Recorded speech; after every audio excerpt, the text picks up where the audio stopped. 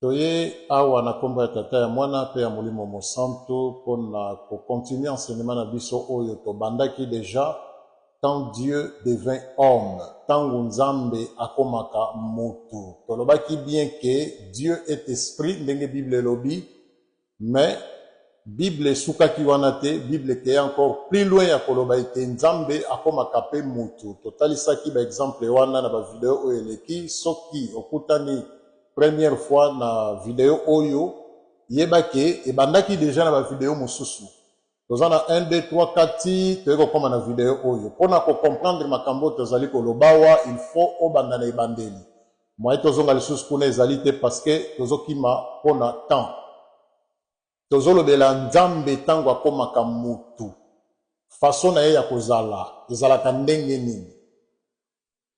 Bah, poser la question, pourquoi toujours au nom du Père et du Fils et du Saint-Esprit? Au nom du Père et du Fils et du Saint-Esprit, ezali tir complète oyo, kolo na biso Yesu Christ mobi qui s'articule ki biso. Ezali dose complète. Soko ke pas docteur, na malaria na yo, apesi yo 3 comprimés. Yo omeli moko, robikate. Oromona neti malaria sali neti kokende. Mais après quelques jours, oromona ke zongi parce que dose ezalaki ya kokokate, force ya malaria eza makasi koleka comprimé moko. Il faut respecter 3 comprimés pour obika. Jésus, notre sauveur, tango azalaki, tango ayaki, epa ya bayuda kuna, atikeli biso dose complète pour la guérison na biso. Ezali Père, Fils, Saint-Esprit. Na makambo nyonso tokosalaka baptême, olingi olia, olingi prier, olingi obima, olingi ko prier, olingi prier pour na bana na yo. Nyonso yo kosala, il faut dose ezala ya kokoka sans quoi okozwa solution te. Soko ya na comprimé moko, oromona neti solution yé. Mais après un moment donné, oromona ke ozongi na même aventure parce que dose ezala ya kokoka te. Depuis le commencement, c'était comme ça. Au moment où Nzambe tango alingia sala mutu, alobi créons, faisons l'homme à notre image et selon notre ressemblance. Pourquoi lobaki teye moko na sala mutu na lolenge na nga malobi to sala mutu na lolenge na biso. Cela prouve que Nzambe azalaka moko te, banzambe bazali misatu. Bango misatu bazo sala Nzambe moko. Mais la dispensation est différente. Donc, Nzamba Nzambe ya ordre. Okoki ko yate à l'envers ya eloko yo ya lobi. Okoki pe ko yate à l'envers ya ndenge bango bazali, bango misatu. Soko yeka na moko, okomona neti ozwi solution. Mais, moko wana eza une portion pe ya solution, mais eza solution complète. Il faut bango nyonso misatu basangana bayokana po baya kopesa solution na problème na yo. Tala tango bangi ko sala mutu. Bazo solola bango misatu. Yo moni ndenge nini? To sala mutu azala ndenge biso tozali. Fils atali Père, Père atali Saint-Esprit, Saint-Esprit atali Père, atali Fils. Saint-Esprit alobi aza d'accord, Fils alobi aza d'accord, Père alobi aza d'accord. Baiko sala Adam. Et tant que basali Adam tomoni ke Adam zana maboko makolo, azana misu, azana suki. Ah, donc Nzambe pas ndenge wana parce que basali Adam na ressemblance na bango ndenge bango bazali. Adam salami kaka te na ressemblance ya Père, asalami kaka te na ressemblance ya Fils, asalami pe na ressemblance ya Saint-Esprit. Tant que tomoni Adam na nzoto, to comprendre directement que Père azana nzoto, Fils azana nzoto, Saint-Esprit pe azana nzoto. Faisons au pluriel, basali mutu na lolenge na bango, pas na lolenge na ye, mutu moko non, na lolenge bango bazali basali mutu pendenge wana, c'est-à-dire bango misatu nde basali mutu na lolenge na bango. Père azana nzoto, des fois batu bandimaka. Fils azana nzoto, waneza sans débat. Parce que à mon avis, Jésus a eu selon l'histoire. Saint-Esprit azana nzoto, non, non, fausse doctrine. Oh. Mais basali mutu ndenge bango bazali. Bango misato. Peut-être reposer question, ndenge nini yo déterminer que baza misato. Total, c'est qui dans Genèse 18. Batu misato baeko visiter Abraham. Abraham tanga moni bango afukami liboso na bango misato. Bango misato bazalaki na nzoto. Ce n'est pas que moko bazalaki na nzoto, bamsu bazalaki ba esprit. Bango misato bazalaki na nzoto. Abraham afukami liboso na bango misato. Mais comme Abraham il était un prophète authentique, na lisu ya aigle monique bango misato wana bazo sala kaka mutu moko. Mais ba dispensation ou ba service eza différent. Abraham a dit mon Seigneur. Après création, Genèse 18, batu misato baye kotala Abraham. Abraham a fukami liboso na bango. Et tolobaki ke batu wana bazalaki na poussière na makolo. Abraham alobi nazwa mai na pesa bino bosukula makolo. Muto azalaka na sapata sukulaka makolo te. Muto oyo bapesaka mai aza muto oyo atamboli musika na poussière na zelo makolo ekomi salite. Bakopesa mai ya sukula makolo. Cela prouve que batu wana bazalaki makolo ngulu. Batu misato wana. Tozoyebisa bino papa Kisolokele, papa Dialungana, papa Diangenda Kuntima. Bango misato wana nde basali mutu. Bokondima kango un jour. Tango papa Diangenda lobaki ke Jésus aza mutu mwindu. Batutu batelemelango. Tango Poutine a lobaki Jésus azalaki mutu mwindu, mindele misusu ba confirmer que Jésus azalaki mutu mwindu, batu bandimi. Oh. Tant que papa Diangenda lobaki que jardin d'Eden ezalaki na Afrique, batu batelemeli yango. Tant que mindele ba ko prouver que non, jardin d'Eden ezalaki en Afrique parce que 4 fleuves wana ou 400 jardin d'Eden, ils ont se retrouvé en Afrique. Batu bandimi, pourquoi? Parce que mindele mutalobi yango. Boko silisa yango. Mutu aliboso oyo alobaki jardin d'Eden eza na Afrique, eza papa Diangenda Kuntima. Bozala sincère. Mutu aliboso alobaki Yesu azalaki mutu mwindu, eza papa Diangenda. Mais lelo oyo batu nyonso bakomi kote yango partout na l'église à réveil, partout. Le prophète Branham oyo nazo respecté alobaka ke ba vrai juif eza ba noir. Citation wana la talisa ba pasteur un message beau expliquer ba vrai juif eza ba noir. Maintenant bino bato a réveil bolobi ke Jésus azalaki juif. Ou bato a message ya Branham bolobi ke Jésus azalaki juif, mais Branham alobi ba vrai juif eza ba noir. Donc ce que Jésus azalaki juif, c'est que azalaki noir. Babo yango. Oh non. Oh. Mais Branham na alobi ke ba vrai juif eza ba noir. Bolobi Jésus azalaki juif, c'est kaza noir. Tozalaki na ba pasteur ebele ya message na kisasa ba telemeli yango, mais ba tukuto ya réveil balaki na pembeni wana ba wololi bango. Mais prophète na bino mutalobi ke ba vrai juif eza ba noir. Totuni bino question, Jésus azalaki juif? Oui. C'est kazalaki noir? Non. Oh. Mutu ezo sala bien te. Sikoyo toko luka bato maboma tango bozolo bakenga na zali boma mokile eko comprendre banani nde baza maboma. Donc bato misatu baye ko visiter Abraham banzambe misatu. Eza te ke nzambe moko ange Gabriel ou bien non, bango misatu parce que Abraham afukamaki liboso na bango misatu, afukamaki liboso moko te. Ange ba fukamelaka ete. Banzambe misatu oyo balobaki faisons l'homme à notre image et selon notre ressemblance.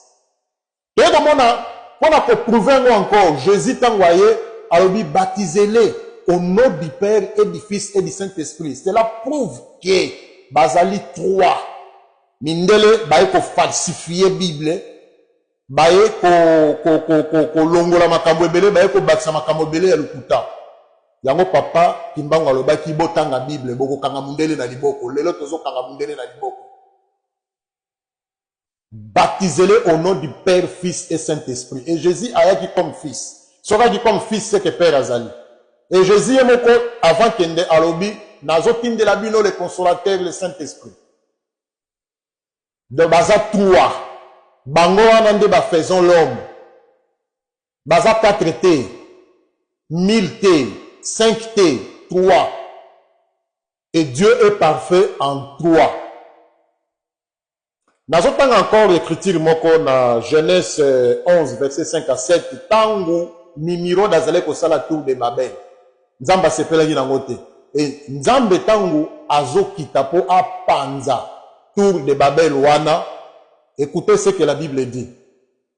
Genèse 11, verset 5 à 7. Le Seigneur descendit du ciel pour voir la ville et la tour que les hommes baptisaient. Après quoi, il se dit, eh bien, les voilà tous qui forment un peuple unique et parlent la même langue. S'ils commencent ainsi, rien désormais ne les empêchera de réaliser tout ce qu'ils projettent. Écoutez maintenant.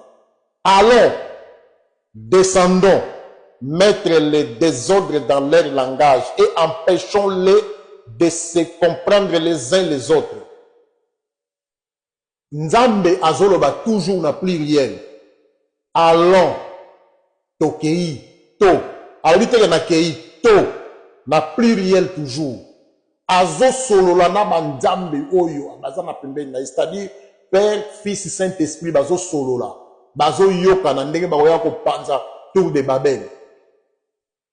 Allons, descendons. Na ce qu'on a dit, empêchons au pluriel. Empêchons-les de se comprendre les uns les autres. Donc, Nzambe bazo solola. Po bakita ba panzatou ya Babel parce qu'ils allaient ko salam en dehors ya parole, en dehors ya volonté en Nzambe. Donc, guérison na yo ya nzoto. Il faut chiffre 3. Père, Fils, Saint-Esprit. Oh Jésus, Jésus, au nom de Jésus, au nom de... C'est bien. Au nom de Moutabiki. Mais bon, t'as là après demain, après demain, au moment où Azongi la même merde. Parce que deux Zézé à recocater. Et les locaux, de toutes les façons, tant que vous avez un démon, on a pour prouver que, et l'autre est athée. Au moment où, parce que si réellement, comme Jésus il y a une puissance nyonso. Il fait ça une fois seulement pour utiliser en gros. Au nom de Jésus, guérison. Au nom de Jésus, démon kimi. Au nom de Jésus, délivrance. Mais le comment au nom de Jésus est belé. Au nom de Jésus. Au nom de Jésus. Bon, peut-être dans 12h, 14h, vous avez la délivrance y a beaucoup. Au nom de Jésus, donc il faut contenir au nom de Jésus. Un moment, le diable au monde d'abord, comme Azaï disait, Azo Sakanabino, a dit bon, là ça a nétiqué, Mouto a commis bien, au moins avec Mouta, c'est n'est à quoi à salir. Tountikuna, Toyebi. Une fois que vous avez prié, vous avez prié les Moutoumoko na Yolo ana, délivrance. Bah, au nom de Jésus, au nom de Jésus, au nom de Jésus. Tu dis au nom de Jésus, en français, tu qu'est-ce qu'on en anglais? In the name of Jesus, in the name of Jesus. Rien, et l'autre côté. Oh, Totoki. Tellement Totoka trop, Limba, frère Nanga Koufa déjà, paix à son âme, alongoli chemise, atikali na sengle. A dit, il faut aussi l'en aller l'on a des mots. A dit, Fimbu, abani ko fiakula. Moutouana zalaki possédé. Azo fiakula ye, azo ngana bi maintenant, ou ego imaka mususu. Moutazo délivrance te. Ozo beta nzoto, moli mote. Ozo nyokola no mutu pamba. Au nom de Jésus, au nom de Jésus, simbate. Toko ko prier pour na mutu mususu. Voilà où t'as eu sur les kacheri na habité. Au nom de Jésus, au nom de rien. Démon a comme le bana katinaï. Sur les appels ma ventile to habiter. Démon zoloba. Ngai Lucifer. Ngai na vanda na ndako bino banani bongo bengalanga. Siko frère mususu wana na yazo basu kombo na été. Na kanda wana lobi na tomboli échangeur o ya lemba par la foi. Na bambi yo démon. Au nom de Jésus. Démon zongisi na pesé ango. Donc, ils ont aventure, vous comprendre te, nana lokabino mutumwini.